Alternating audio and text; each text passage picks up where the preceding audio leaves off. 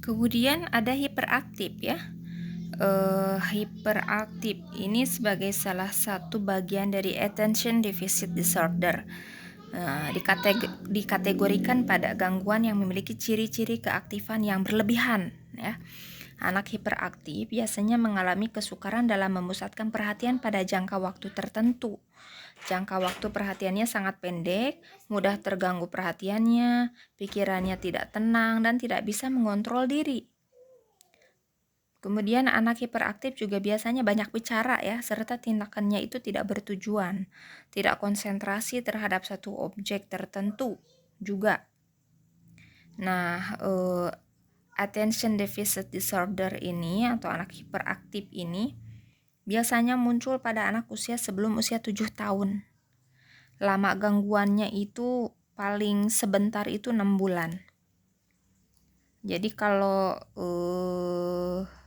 attention deficit disorder atau ADD ya, ini terjadi karena ada kerusakan otak gitu ya, minimal atau otak itu tidak dapat berfungsi penuh lah, melainkan hanya sebagian aja. Penyebab lainnya karena lingkungan yang tercemar racun, bahan tambahan pada makanan, misalnya terjadi ada tambahan makanan apa gitu, sinar, bisa jadi karena sinar X juga atau radiasi lainnya, atau minuman beralkohol, terus keturunan dan lingkungan. Kemudian yang ketujuh itu ngumpul ya. Ini juga permasalahan pada anak usia dini. Enuresis, ngumpul, dan buang air besar di sembarangan tempat. Apa ini baca inkopresis. Ngompol itu dianggap gangguan jika anak sudah berusia lebih dari 3 tahun. Biasanya terjadi pada malam hari ya, tetapi tidak menutup kemungkinan terjadi pada siang hari. Faktor penyebab ngumpul dan buang air besar di sembarangan tempat adalah faktornya itu karena penggunaan diapers. Anak dibiasakan menggunakan diapers dan tidak dibiasakan toilet training. Maka anak akan merasa aman untuk melakukan buang air dimanapun ia berada. Namun ketika usia anak bertambah dan mencoba untuk melepaskan pampers, ia akan terbiasa untuk buang air dimanapun ia berada karena pembiasaan penggunaan diapers itu sendiri. Jadi penggunaan diapers itu kita batasi 3 tahun saja. Anak lebih dari 3 tahun harus lepas diapers, harus mulai berlatih ya, atau toilet training. Jika lebih dari 3 tahun masih mengalami hal-hal seperti itu, maka ini akan menjadi permasalahan nanti di kemudian harinya ya. Jadi harus seling diberitahu. Kenapa kok dibatasi 3 tahun? 3 tahun itu batasnya ya. 3 tahun itu batasnya. Bisa kita lakukan dari ada yang kalau kita mau rajin bolak-balik gitu ya, itu bisa dari usia 9 bulan juga sudah bisa. 3 tahun itu adalah batasnya ya. Kenapa? Karena anak sudah bisa menangkap sinyal gitu ya. Wah, ini sinyal saya mau pipis. Ini sinyal saya mau pup.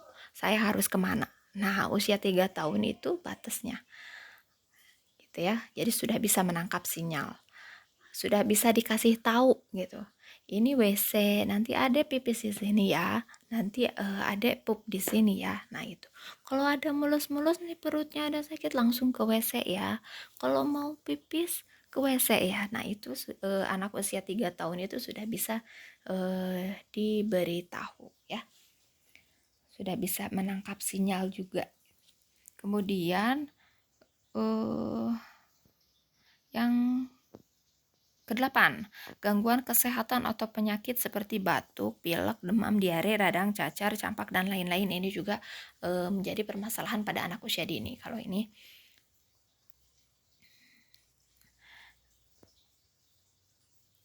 kemudian yang kesembilan adalah kekurangan gizi ya. Nah, kekurangan gizi adalah gangguan kesehatan akibat kekurangan atau ketidakseimbangan zat gizi yang diperlukan untuk pertumbuhan, aktivitas berpikir, dan semua hal yang berhubungan dengan kehidupan yang dapat menghambat perkembangan anak. Oke, kemudian Selanjutnya adalah permasalahan psikis atau mental. Permasalahan psikis atau mental anak ini terkait dengan kemampuan psikologis yang dimilikinya atau ketidakmampuan mengekspresikan dirinya dalam kondisi yang tidak normal.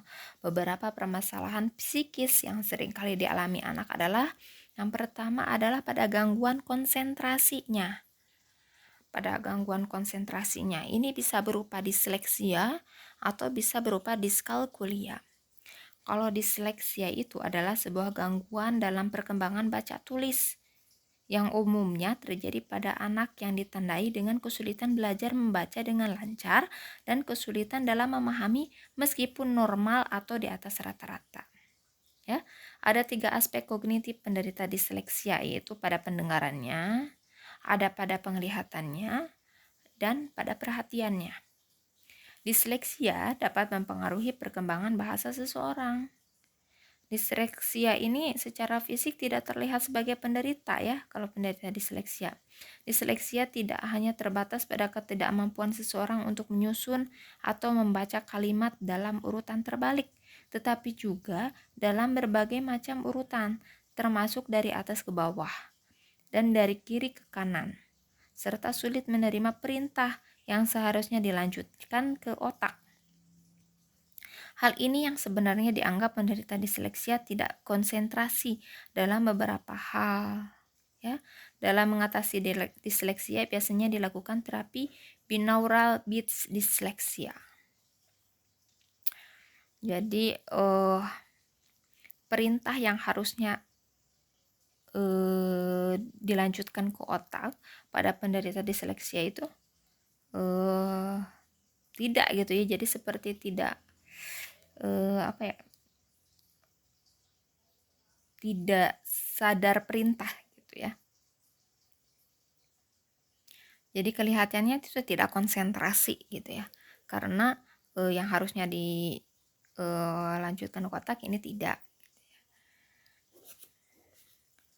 Diskalkulia. Nah, kalau diskalkulia itu adalah kesulitan dalam belajar memahami matematika, termasuk tentang simbol-simbol dan bentuk matematika. Nah, diskalkulia ini bisa terjadi akibat dari cedera otak. Anak yang mengalami diskalkulia akan kesulitan dalam menghafal bentuk angka dan bangun geometri sederhana seperti lingkaran, persegi, segitiga, itu ya. Sulit membedakan itu. Ia juga kesulitan dalam menghitung bilangan sederhana, misalnya 1 ditambah 2, itu sulit. Dan memecahkan masalah sederhana dalam kehidupan sehari-harinya.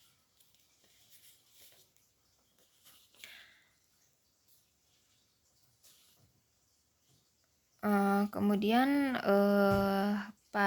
tadi disleksia, diskalkulia, kemudian ada intelijensi.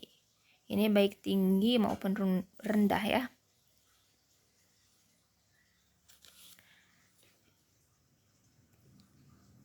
Pada umumnya nih anak usia dini ini ada yang memiliki tingkat intelijensi yang tinggi dan ada juga yang rendah ya.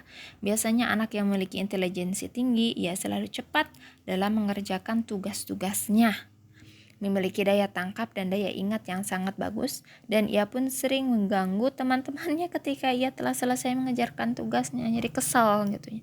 Biasanya jadi biasanya anak tuh nakal lah gitu, bangor gitu, padahal bukan itu. Tapi tugas cepat selesai. Nah, itu jadi dia seperti kurang menantang buat dirinya gitu ya, sehingga ketika tugasnya sudah selesai dia mengganggu teman-temannya yang lain gitu ya.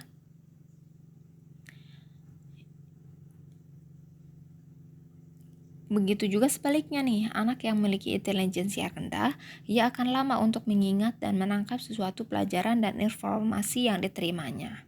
Hal tersebut sangat berpengaruh pada asupan nutrisi yang diberikan sang ibu sejak dalam rahim, karena pada saat itulah pembentukan otak akan berkembang sejak dalam kandungan ya. Kemudian berbohong ya, ini juga permasalahan pada anak usia dini ya. Penyebab berbohong itu diantaranya adalah kekerasan pada orang tua dan para pendidik, sehingga mereka berbohong agar terhindar dari hukuman. Jadi ini berbohong ini disebabkan karena menghindari hukuman. Kemudian berbohong juga bisa disebabkan karena peniruan dari orang dewasa. Berbohong juga bisa disebabkan karena kesadaran anak akan kekurangan dirinya sehingga mendorongnya untuk berbohong. Bisa juga karena ingin dipuji, juga karena imajinasi anak. Tidak menuduh anak berbohong bila tidak mempunyai bukti. Itu adalah salah satu cara yang tepat ya untuk tidak gampang menuduh supaya anak terhindar dari sifat bohong ya. Setiap orang butuh diberi kepercayaan, begitu pula anak-anak kita. Dahulukan prasangka baik dengan mendengarkan alasan-alasan yang dikemukakannya. Jika tidak mendapat kepercayaan, ia akan menolak untuk berkomunikasi. Jadi langkahnya itu harus menjadi pendengar yang baik dulu untuk mengetahui apa yang sedang terjadi pada anak. Jika mengetahui anak berbohong, langsung jelaskan faktanya, tidak perlu menunggu sampai dia mengaku. Apalagi memaksa ia untuk mengatakan yang sebenarnya terjadi. Nah, ini tidak boleh. Tindakan ini hanya akan mendidiknya lebih canggih untuk berbohong. Oke, kemudian ada emosi ya. Emosi, takut, cemas, mudah menangis, marah, sering membangkang, mau menang sendiri dan lain-lain. Ini juga adalah permasalahan-permasalahan yang sering terjadi pada anak usia dini. Oke. Kemudian mencuri ya. Mencuri, penyebab anak mencuri adalah tidak terpenuhinya kebutuhan secara material.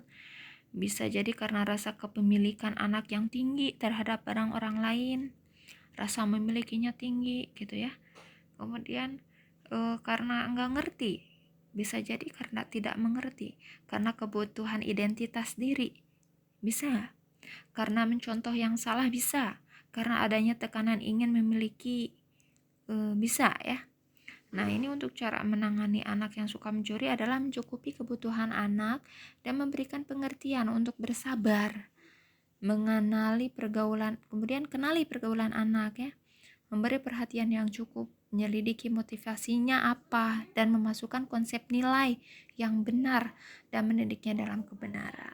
Oke.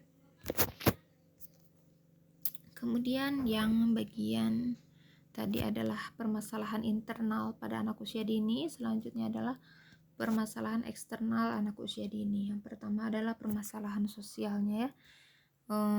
Pada permasalahan sosialnya itu adalah apa? Sebentar. Oke.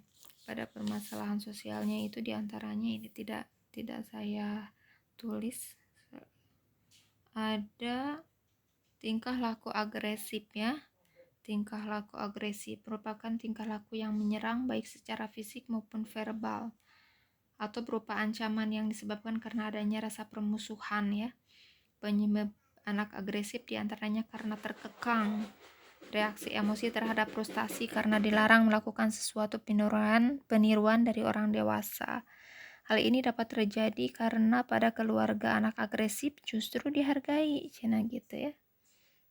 Tingkah laku orang tua juga merupakan model yang paling efektif bagi anak. Dengan kata lain, anak menjadi agresif karena mencontoh orang tuanya. Sejak dini, misalnya anak sudah bisa menangkap acara di TV. Acara televisinya pun memberikan ide untuk bertingkah laku agresif, misalnya ya. Nah, jika anak meniru adegan yang ditontonnya, katakanlah dengan tegas bahwa hal itu tidak boleh dilakukan. Nah, perlu dijelaskan bahwa kemarahan yang diungkapkan melalui serangan itu merupakan perilaku yang tidak bisa diterima umum. Ucapkan pesan tersebut secara berulang-ulang gitu ya. Misalnya begitu aja. Kemudian pada daya saing yang kurang ya. Tadi tingkah laku agresif. Yang bagian selanjutnya adalah pada daya saing kurang. Nah, anak yang memiliki daya saing kurang cenderung tidak mau bergaul dan beradaptasi dengan lingkungannya. Daya saing kurang itu diakibatkan oleh ruang lingkup anak yang masih terbatas pada situasi rumah dan sekolah ya. Apalagi sebelum anak masuk sekolah, orang tua kurang memberi kesempatan pada anak untuk mengenal lingkungan luar gitu ya. Jadi anak yang memiliki daya saing kurang itu memiliki sifat pemalu gitu biasanya ya. Sulit bergaul, minder gitu, cenderung pasif dan rendah diri. Nah, daya saing kurang itu dapat diatasi dengan cara membiarkan anak bereksplorasi, perkenalkan lingkungan luar kepada anak termasuk teman sebaya. Nah, kemudian sifat pemalu ya, ini juga menjadi permasalahan yang cukup serius karena akan menghambat kehidupan anak. Misalnya dalam pergaulan, pertumbuhan, kemudian harga diri belajar, dan penyesuaian diri. Umumnya ciri anak pemalu ini terlalu sensitif, suka ragu-ragu, murung gitu, sulit bergaul. Nah, ini disebabkan oleh tekanan dari biasanya diantaranya mungkin ya tekanan dari orang tua yang menuntut anaknya untuk bagus dari setiap hal gitu ya, untuk selalu menjadi yang selalu muncul gitu ya, dan kurangnya sosialisasi sehingga anak tidak percaya diri. Tapi kurang sosialisasi sehingga anak jadi tidak percaya diri gitu ya. Kemudian ada sifat manja, ini Gilang di sini ya. Manja ya, anak yang manja biasanya merupakan cerminan dari didikan orang tuanya. Kalau manja, anak yang selalu dilayani semua kebutuhan, maka ia akan berubah menjadi anak yang manja di kemudian hari gitu ya. Kemudian ada negatif ya, negativisme.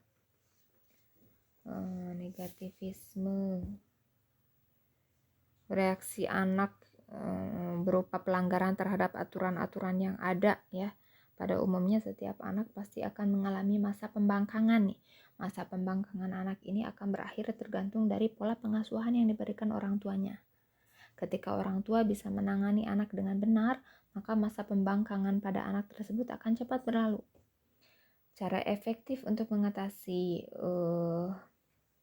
masa pembangkangan itu adalah bukan dengan memberikan kemarahan kepada anak ataupun tindakan yang kita kenal dengan tindakan yang galak gitu ya, karena hal tersebut akan menimbulkan masalah baru dan bisa menghambat perkembangan anak. Oke, kemudian ada perilaku berkuasa ya.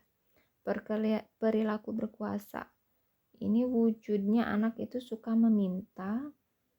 Yang suka berperilaku berkuasa itu ya, anaknya itu suka meminta biasanya, terus memerintah, mengancam, dan memaksa teman sebayanya ya.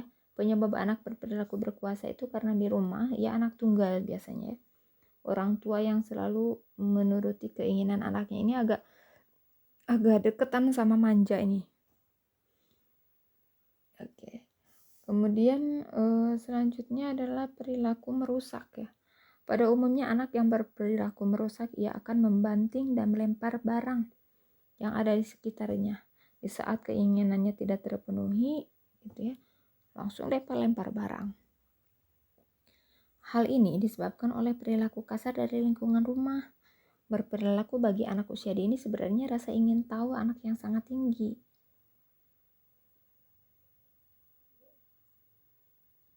Jadi perilaku ini tuh disebabkan karena rasa ingin tahu anak yang tinggi. Biasanya anak ini sering bongkar mainannya sendiri gitu ya. Oke. Jadi ketika kita baca semuanya dan dijelaskan tadi, ternyata semuanya itu bersumber dari yang pertama itu tentu dari keluarga di rumah ya. Setelah keluarga di rumah yang berpengaruh dalam permasalahan anak usia dini yang lain itu, sifat-sifat yang lain itu berasal dari luar. Nah, tapi yang paling dominan itu adalah pada pembiasaan di rumah, pada pembiasaan perilaku yang diterapkan di rumah. Oke. Kemudian selanjutnya adalah pada faktor penyebab permasalahan anak ya. Faktor penyebab permasalahan anak ini baik yang bersifat intrinsik berasal dari diri anak sendiri ya, maupun ekstrinsik atau berasal dari luar diri anak. Secara umum faktor-faktor tersebut adalah yang pertama adalah pembawaan, yakni anak dengan semua keadaan yang ada pada dirinya.